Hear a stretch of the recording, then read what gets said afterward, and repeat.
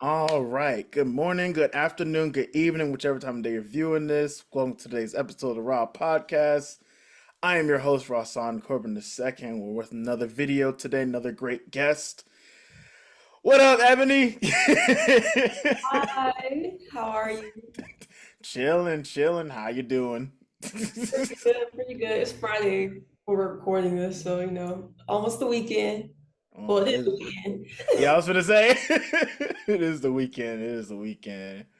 But appreciate you being on. We're gonna get to a little icebreaker first. We got a few questions here. These are like funny icebreakers. A little bit of would you rather, a lot of random, just funny ones. But let's see. Uh, what was the worst style choice you ever made? Oh my goodness. Okay, in middle school, every single day, I would wear a polo Ralph Lauren shirt and matching Converse for You said, like for like 2 years, every single day. I mean, what was the fit? Were you wearing pants? Like were you wearing shorts? Like what was so bad about the fit? Oh, a polo shirt My and bad, my matching bad, my Converse. bad, my bad, my bad, my bad, my bad, my bad, my bad. Clearly, I don't know fashion like that, but we're gonna go with it. Terrible. All right, we're gonna move on. We're gonna move on. For the first car you had, did you give it a name? If so, what was the name of the car? Oh yeah, her name is Ava. I actually still have her. Ava the Avalon. Ava the Avalon. And how long have you had that Toyota car? Avalon. Toyota Avalon? How long have you had it? Okay, well, I guess my family has had it since 2008.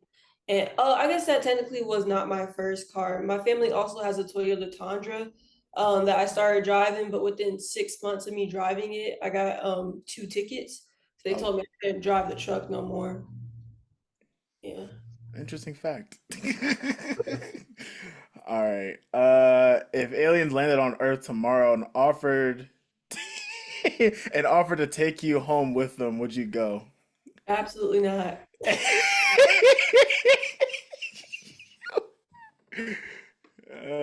Take you to light speed on the other side of the universe or something. I I'm don't a know. picky eater. I don't know what type of food they got over there. Let's see. The zombie apocalypse is coming. Who are three people you want on your team? I want them to take me like immediately. I don't even want to. You see no survival, no hope. No, I give up immediately. Oh my. Why would I what is Uh, it for at that point? I don't know. It's questions I found online. You feel me? I'm just reading off the script right now. Let's see. You have your own late night talk show. Who do you invite as your first guest? Who would I invite as my first guest? Oh, wow, that's a really good question. It can be like a celebrity. Yeah, anyone. Oh man. Okay. I'm gonna need Anthony Edwards. That man, he just be yapping. It would be a time, actually. It would be a time. After he told Barack Obama to stand down, come on. And he was Yeah. walking through LA talking about, so what happened? Lakers in five. What the Lakers in five? Yeah, come Yeah, I on. remember seeing the video. I was watching a documentary, and I'm like, I'm meal prepping, and I see him talking to Obama. He said, "I'm the truth. Better watch who he's talking to." I'm like, "Yo, he's really saying this right now. He's really saying this." I was like, you know what? Go ahead. Obama had to call LeBron over to help him out. He said, "Nah, yeah, he the truth." But like, they just kept it pushing afterwards. But yeah, that'll be that would be funny. That would be funny. All right, we're gonna do one more question. Um, if you were famous, what would you be famous for? All right. I'll be a comedian because I'm hilarious. I be cracking myself up. And yeah, no, yeah, I'll be a comedian. Not like no Drewski comedian. Like I would do like stand up. Could have been records. Could have been records, could have been loved, and all that stuff. But anyway, all right. I think that's a pretty good. Would the crowd just be you? Because you said you'd be cracking yourself up. Listen, we'll see if other people think I'm funny.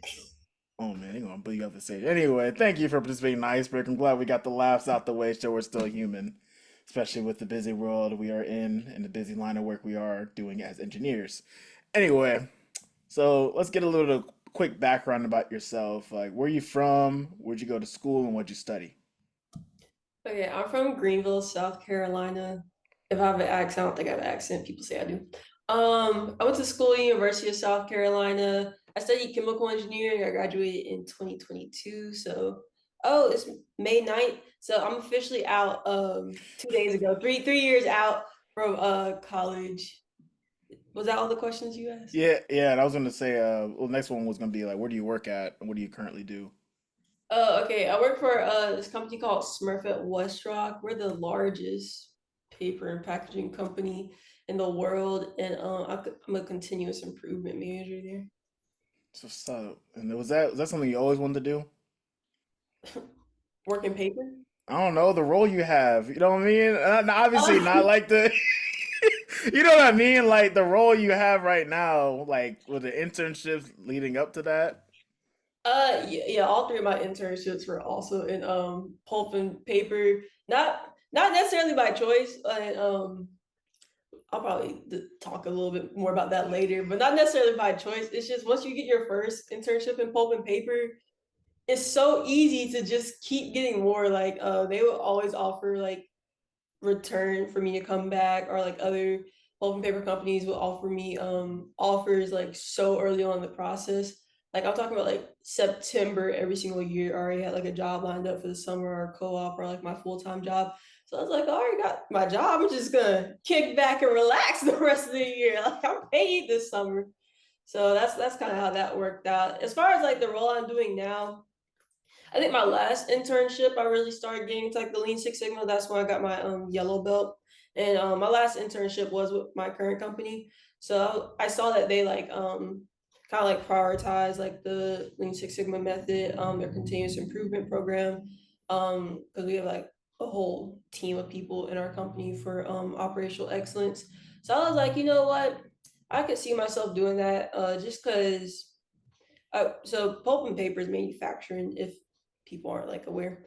Um, Working operations and manufacturing, that is a lot of work. Like other people I work with probably work like 60 plus hours, like just regularly every single week. And I'm not about that life. Even though like I still like being in the environment, I still like being there, but like don't call me at 2 in the morning because something broke down. So it's a good way for me to like still be in the industry and still be like near the action, and but more of like a supporting role and not an operational role. Mm, got you. And then graduating, you're 3 years out, officially 3 years out. What was the first, for I want to say 6 months like after graduation? Because you after spring semester you have that 3 month gap until you go back in the fall. Like, what was that like? First few months, or first 3 to 6 months, I'll say. Um, okay, well, like I said in the intro, I have previously done three internships in pulp and paper as a process engineer. So when I first started, I was a process engineer in our engineer rotational program. Um, so I was doing honestly similar stuff I did as an intern, but obviously, getting paid more for it, and I'm just going to keep doing this for the rest of my life. So it was definitely like kind of a mindset change. I'd say a big one was budgeting money. I did my internships. All my rent was always covered by the company. They always provided housing. So I was really just putting food in my stomach and gas in my car, and those were my only expenses. So I would literally just save up all my money to use for like the next school year. So I wouldn't like have to work during school or anything. But like you start getting like big bills when you graduate. So I can't save as much money as I did in my internship. So just navigating that and kind of like saying, okay, now I have to actually start planning for a future and everything was probably the biggest thing. I will say I was chilling a lot more though, because when you like are going to school, you probably go to class. I mean, probably not 40 hours a week, but you know the way like you're. Sorry, my dog, she's shaking. But the way your classes are kind of spaced out, like that takes up a good chunk of your time every single week, and then you go home and you have to do homework, and then you have to study for exams. When you start working, you go home and that's it. Like I have a work phone, so I put the work phone like sometimes I might just leave it in my car. Like if I'm not at work, I'm not reading no emails. I'm not doing none of that. So I think you have more free time once you start working. Okay. And then did you miss school at all those first few months? Or did you No, just keep running? and I still don't. You just kept so you graduated, you got your degree, you had graduation, took pictures, whoop de woo, and you just never looked back. Yeah, I always thought I see all these people getting their like master's degree and stuff. I was like, I'm just like aspirations, but I don't know about all that. Dang, so you didn't miss school at all. It wasn't hard for you transitioning from like school. Never mind. I see your face. You already I think I already answered the question. Uh dang. I was gonna say, did you stay connected with any mentors or professors from graduation? um, oh, actually, yes, I did a few. So, my NSBE National Society of Black Engineers advisor at my school, I stay connected with him. So I right now I currently live outside of Raleigh, so that's kind of like the NSBE Professionals chapter I go to, and I think last year he recently took a job up around here, so he's also in that professional chapter.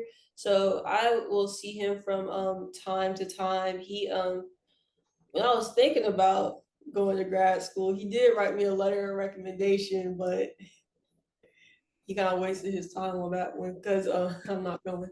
Um, so yeah, I stay connected with him. Any mentors from college? Yeah, I'll say I have also mentor most of them I found in NSBE. My senior year, I was my NSBE chapter president, so I was leaning on a lot of them who are already graduated a lot and trying to like accomplish the things I was doing that year. And honestly, now that I'm working, I still talk to a few of them quite often and just keep up with them. And then networking probably played a big role within your undergraduate career when it came to your internships or any other opportunities. Like, how are you still maintaining that momentum of continuing growing your network, making sure you're growing as well?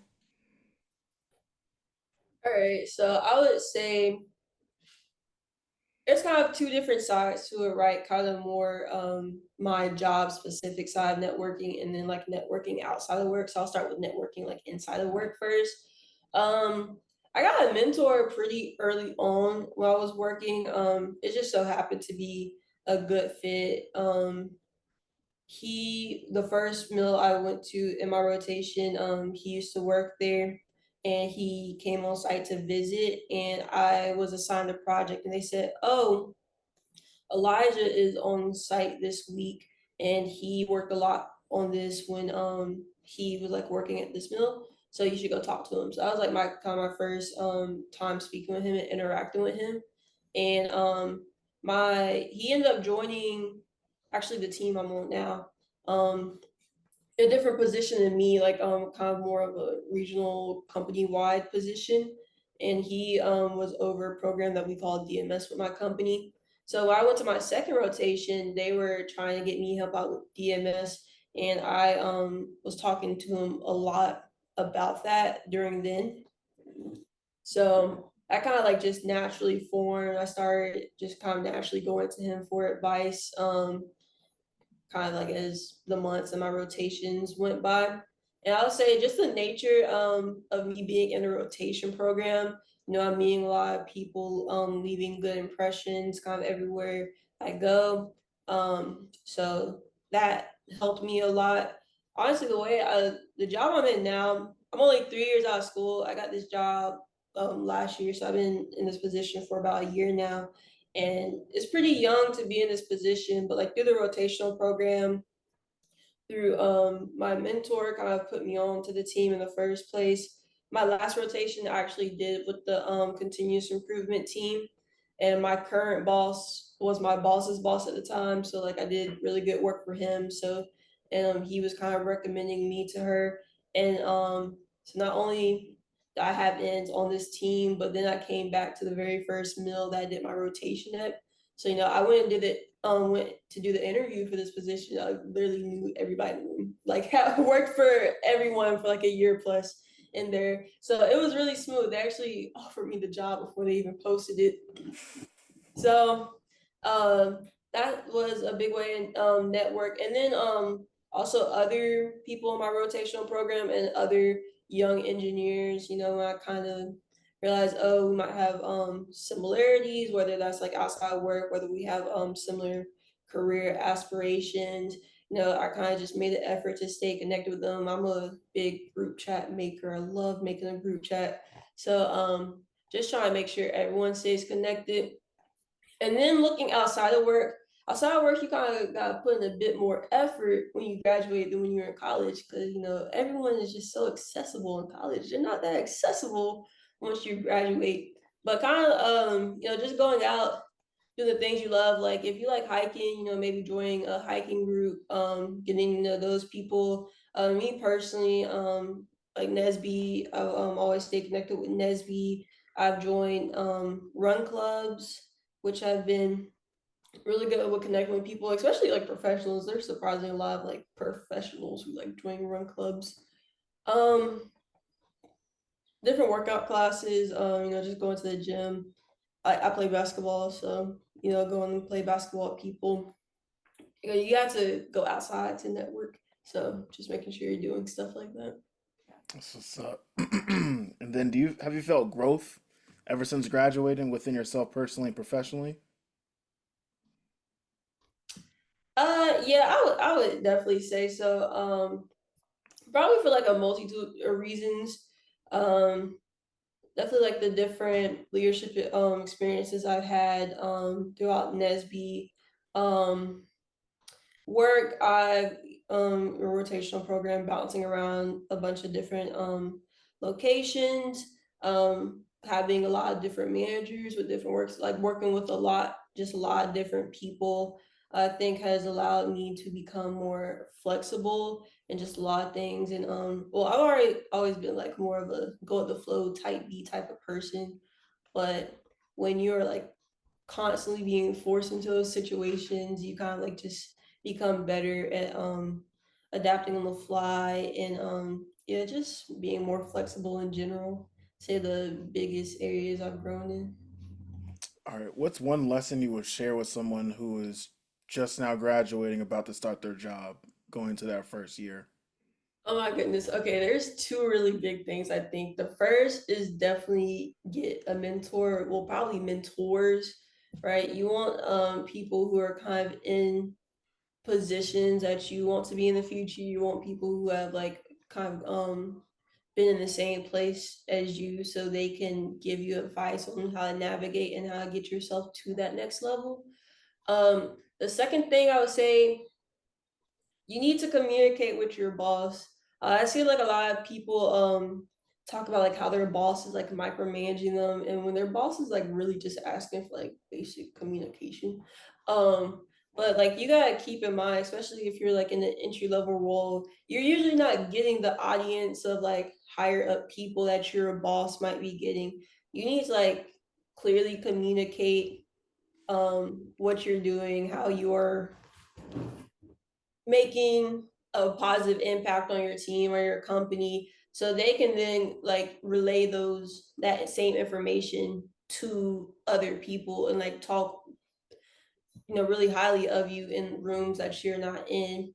I One way that I did that is I had we each bought either bi-weekly or like monthly meetings, and I had this template that I would go through during my one-on-ones with my boss, and I would First, I'll start with any standout accomplishments like I had done between last time we met, and then I kind of had a table for each of my major projects. I provided updates on the major projects, whoever I was like talking to on the major projects, and also put any roadblocks that might have been happening with those major projects, just so my boss was kind of aware and like updated on the timeline of everything without having to come to me and keep asking me things over and over. I also kind of did like a not like a complete like a light action item, any major action items I was going to do between now and then. And then I just did like personnel stuff too. So if I was like taking vacation like in the next time period or whatnot. And I think that really helped in allowing my bosses to, I don't ever want people to say, what does Ebony even do? What is she doing? I want to be very clear about the impact I'm making here and about the things I'm working on. I don't want that to ever be questioned. So just like not leaving any room of doubt for your abilities, I think by just simple communication.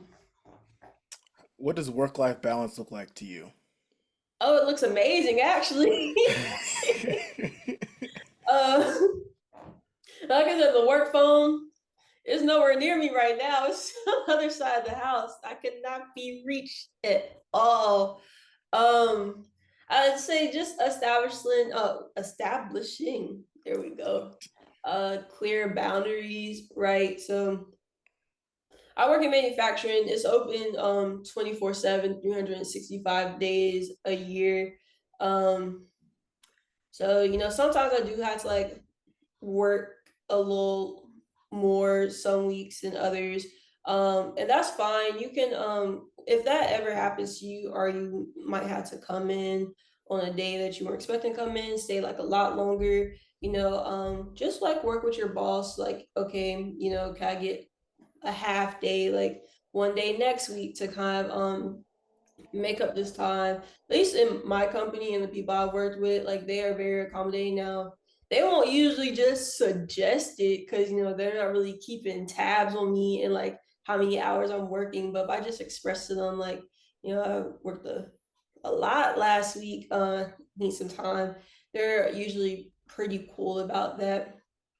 Also have hobbies outside of work, things you can look to outside of work. If you like literally have nothing going on, like you're probably just thinking of working a lot. I one we had an intern one time, and our interns get overtime, so yeah, I ain't gonna fault you for working a bunch of hours, but like he was working a lot of hours. I was like, you don't want to go home and go do something else? And he was like, I have nothing better to do but be here. I was like, oh, that should not be the case. So just find things you like to do, and so you have something to look forward to when you leave work. Do you still have the same hobbies you had now from when you were undergrad? Let's see. What are my hobbies now? I still work out. I started running, so I joined run club. So I mean it's still in, like the workout family. But I'm gonna try to start doing basketball again. I recently joined a new gym that has basketball court. People play pickup there a lot. I was in undergrad. I played club basketball. I also played basketball for like 12 years, like before that. Um I played club basketball and like went to the gym like just to play basketball pretty often. So I'm trying to get back into that.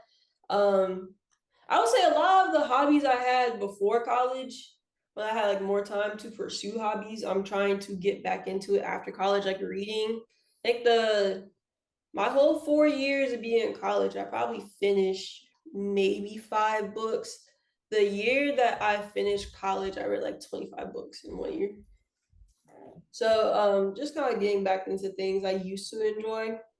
I think has been kind of a big thing for me. I've tried several hobbies that I failed at. I bought a whole sewing machine in January. Sewing machine. I bought all the things you need for a sewing machine. I haven't opened it yet. I still I still plan on opening it, but it's still in the box for right now. Dang, you just gotta do it, you know? You're right. And then you mentioned you have a dog in the background making noise. How long have you had your dog? I got her my junior year of college actually when I was doing one of my co-ops. So I've had her for about 4 years now. Nice, nice. And what's your dog's name? Her name is Nala. She's a yellow Labrador Retriever. She's precious. Got you, got you. You answered most of my questions when it comes to mentoring. Or actually, are you a mentor to anyone? No, my mentor told me I need to find a mentee, but it's so hard. These kids don't like to listen. I'm a Are you talking about within the company or just like in general? in general. Okay. Yeah, he told me I should find a mentee because it kind of helps you prepare to be a people manager. But I don't know. I'm a pretty straightforward type of person, very direct. And I guess a lot of people don't like that. Have you considered, dialing back a little, Or you just want Let's to keep it real all the time? listen. Sometimes things are just so egregious. I don't know how else to break this down to you. So, well, I'll keep searching. All right, as long as you keep searching, keep making the world a better place, and keep positively impact community, which leads into my next section. Yeah, the Nesby shirt on. I have a Nesby shirt on, Nesby Founders shirt. Oh, you love it. 776, you know what I'm saying? But like the way the camera is Chicago 3. Can only see the first three names. Anyway, so this past year, the way I met you actually, serving on the national board for Nesby, um, how do you manage that and a full-time job? Because I know I'm not going to go too many details, but you were a little stressed at convention this past year when I ran into you the few times. But how'd you manage it? Nesby as well as working all the time. All right. So make very clear boundaries with people. I work until about 4:30. That's work time. Afterwards, I'll give a few hours for Nesby time. For the most part, I try to. I'm very much of if it can be an email, let's just keep it an email. We don't have to schedule a whole meeting. So I tried to reduce the amount of meetings I had for the year. I probably had a lot less meetings to attend than other people on my board. Due to that, um, but yeah, I mean, I think just kind of saying, okay, this is the time I'm dedicating to work, and this is the time I'm dedicating to Nesby. I would say one thing I wasn't really good at is incorporating like my other hobbies and interests into all of that. So I wasn't really like working out much for most of my term. So I was always doing Nesby stuff, but kind of like towards the end, I was finding more of a balance and trying to make sure I kind of made those Nesby blocks a bit more concrete, like in my schedule. Everyone, you should utilize your Outlook calendars even for work, for everything else. I just block off times. I do not want people to put meetings on my calendar and just make sure I kept that updated. What's up? And then what was your role this past year or your past term? Yeah, so I was a 2024-2025 National Engineering Diversity Chair. So pretty much what that deals with is kind of laying out alternative career pathways that aren't traditional for engineers. So like think entrepreneurship, think going to law school, going to med school, um, maybe you do want to take a traditional path. Maybe you're a civil engineer, you're interested in going to software engineering or manufacturing. It's not traditional for your major, but Hmm. kind of just like working with people and like how to utilize the skills they possess and putting it into other avenues of work. And then what gave you the motivation to run for a national position or All be right, so appointed a national position? Go for it. Going for a national position, I should probably say. okay, I will say before I was uh applied to be on the national board, I did serve on all levels of NSBE. So I was a chapter president, vice president, program chair. I was a professionals chapter membership chair. I was on the Region 2 board, and then the National Leadership Institute. I served on that committee for 2 years, and then the National Leadership Conference. I was on that conference planning committee for 1 year. So I had a lot of experience with NSBE. So I had a pretty good understanding about what I needed to do on the national level and kind of like what that looked like. I'll say that's the first thing. If you're signing up for anything, like please know what you're signing up for ahead of time so you can like properly make the right decisional if you should do if that's best for you at the moment or not. And then for my position specifically, um I've always liked doing programmatic things. So like even my job, I run the continuous improvement program for my site. It's just something I really like doing. I like being able to host things for other people. I like to be able to help people, reach their goals, wherever that might be. And kind of like my experience. So, like I said, I did all three of my internships in the exact same industry. I work in the exact same industry, and I mean, honest, I didn't like really look to do anything else or kind of look at anything outside of manufacturing. I will say my school kind of pushed either manufacturing or academia, and they didn't really talk about much of anything else. So just in case other people are experiencing the same things I experienced, just kind of wanted to help them see that there's other things you can do with your degree. So, and then I think you talked a little about your leadership involvement through NSBE. What's your journey like through NSBE? Like, what level did you start? Like, we have pre-collegiate, we have collegiate, and we have professionals. But like, which level did you start at? So I started on my collegiate chapter board my freshman year. I became the program chair. Really only went to the first meeting they had because it was an assignment for my chemical engineering 101 class. Our professor made everyone go to like one of the professional organizations. We had to get the president to sign a letter saying that we attended everything, and the NSBE president was actually in the class. I'm not sure why he was a senior in chemical engineering 101. I guess he skipped it or something.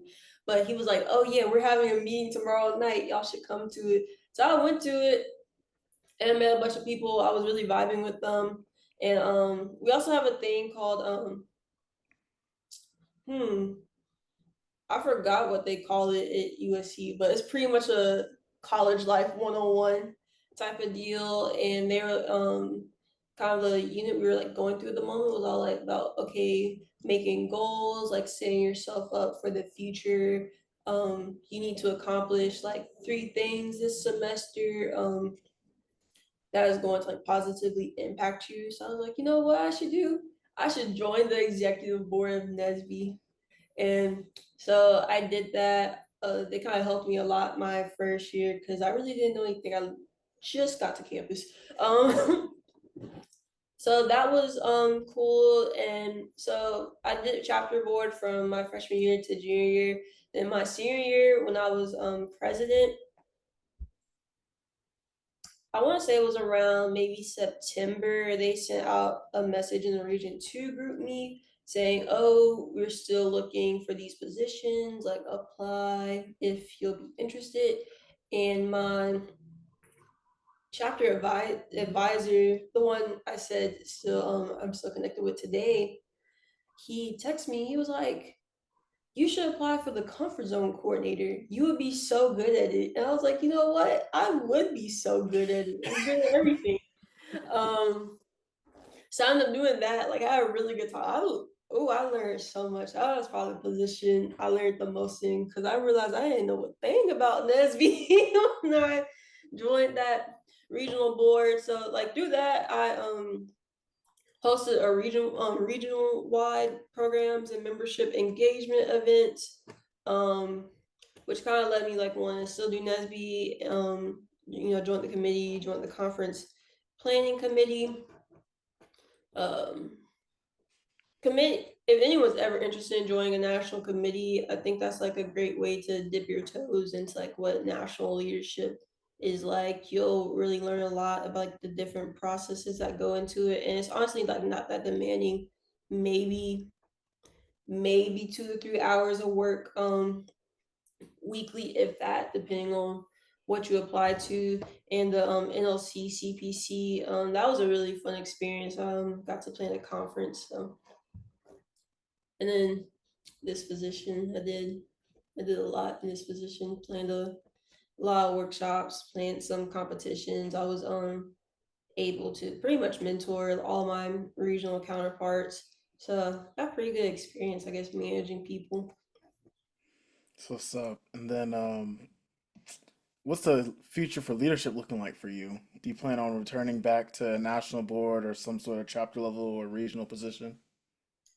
Yeah, probably transition to joining the professionals. Hopefully on the regional and per what I was about to say, regional and professional level, regional and national level for the professionals. 3 years out from college now, so I'm relaying a lot more to the professionals every year, and kind of doing some programmatic things there too. So stay tuned. Got you. And then have you made lifelong, not lifelong friends, but, good people who became your friends along the way throughout NSB from the collegiate to professional level? Obviously, I'm one of them, but you know what I'm saying? Are there other cool people too? Oh yeah, I've taken trips with Nesby people, went to different cities to go visit them. Actually, most of the people I talk to on a daily basis I met through Nesby at this point in my life. So I have met some very, very great people in Nesby. Yeah, shoot. Most of my guests have either been from FAMU or NSB. So that's Great like my big people. network. It's good people. Good people. Or I met them because I was involved in NSB and then we got connected some other way. So yeah. But yeah, I still have some good friends throughout NSB that I still talk to a few times a week or, once a month type thing. Let's see. Some of these questions, I don't know why these questions are kind of repeated, and I'm saying this as I'm recording. Anyway, in what ways has your involvement in SB shaped your professional growth and expand your network? All right. So I would say shape my professional growth. Like I said, I've done a lot of like programmatic things within Nesby, and I do programmatic things now. One thing very specifically that I incorporated into my job. So my national program chair this past term, Malika Freeman, she is always harping on toolkits, toolkits. We need toolkits for workshops, toolkits for competitions, toolkits, toolkits, toolkits. And in my role, I lead the yellow belt trainings. I sometimes lead green belt trainings. Haven't done a black belt training yet, so stay tuned for that one. Mm. Oh, that's a loud car. Uh, and but I had to like coach. I had to mentor and coach all of my belts in my mill. So I'm making toolkits for because my interns are about to start in like 2 weeks. So I'm making toolkits, like everything you need to do to get your yellow belt. And I'm gonna do the same for green and black belts. I think it'll be really beneficial because people love asking the same questions over and over and over again. And to just have everything you need to do in one central location, I think will be a really good thing. So I would say like a lot of things like that has helped me. Nesby definitely has a lot of different personalities. So dealing with all those different and bold personalities have helped me in navigating people at work as well. Got you. Well, I'm all out of questions. Do you have any closing remarks or any fun facts you want to share about yourself? I don't have a fun fact. Any closing remarks, words of encouragement, questions or prompt to the audience to get them thinking? Closing remarks, I would say, You know, if you plan on being successful in any aspect of your life, you just have to put forth some effort, whether that be networking, whether that be, you know, just starting stuff like opening up your sewing machine. Um, Or the box for the sewing machine. right. You just have to put forth effort and you know you'll reach your goals eventually. Got you. Well, that's all the questions I have. You gave your closing remarks. I want to thank you, Ebony, for being on. Really appreciate it. You know what I'm saying? Nesby's gonna forever thrive for 50 more years. You know, celebrated 50 back in April, but apparently we celebrate 50 all year. I thought it was one day, but we celebrate all year. You feel me? Anyway, yeah, but I just want to say thank you for being on. That's all I gotta say. But to the person, hey, don't say bye yet. I don't say bye yet. Don't say bye yet. I didn't even say my closing remarks. Oh, go ahead, go ahead. I said thank you. I said thank you, but I know what I'm saying I gotta say my little like, comment, subscribe, and share. You feel me? Anyway, if you like this video, please like, comment, subscribe, and share with a friend. And stay tuned for next episode. Almost said today's episode. Stay tuned for the next episode of the Raw Podcast. I'm your host, Rahsaan Corbin II. My host, not my host. Oh my goodness, let's get this over with. I'm so tired. I'm your host, Rahsaan Corbin II, and this is my guest, Eboni Brown. And we'll see you on the next episode. Take it easy.